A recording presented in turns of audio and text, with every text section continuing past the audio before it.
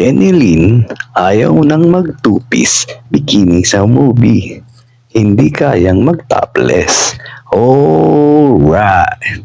Aminado ang kapuso ultimate star na si Jenny Lynn Mercado na may limitations na rin siya ngayon pagdating sa pagtanggap ng teleserye at pelikula.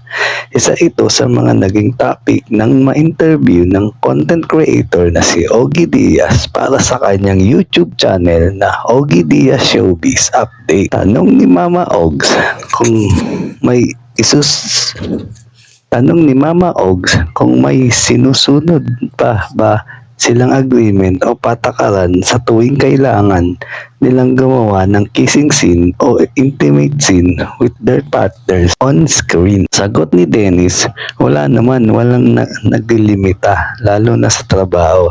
Siyempre, artista kami pareho. Naintindihan namin yung mga ginagawa ng isa't isa. Wala namang personalan dun. Kung nire-require naman ng eksenang gawin yun. Siyempre, pag maselan, pinag-uusapan naming mag-asawa bago gawin. Explika ng Kapuso Drama King. Para naman kay Jen, nag-set na siya sa kanyang sarili ng boundaries pagdating sa paggawa ng pelikula at teleserye. Tulad ng pagsusuot ng two-piece bikini, lalo't may asawa at dalawang anak na siya. Saka yung script, nakukuha namin agad. Kapag nabasa namin, parang hindi na ako ito. Parang dati kaya ako pa to, pero ngayon parang di ko na yata kayang mag-topless, sabi na actress. Samantala sa isa namang hiwalay na panayam sa celebrity couple, sinagot naman nila ang tanong kung paano nila inaayos kapag may misunderstanding sila. At this point, alam na namin ang ugali ng isa't isa.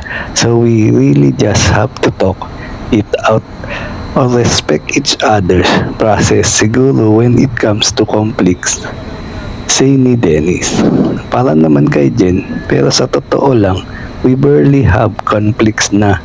We are also at this point in our relation na gusto naming happy na lang, positive, lalo pat we are raising Dylan, anak nila ni Dennis.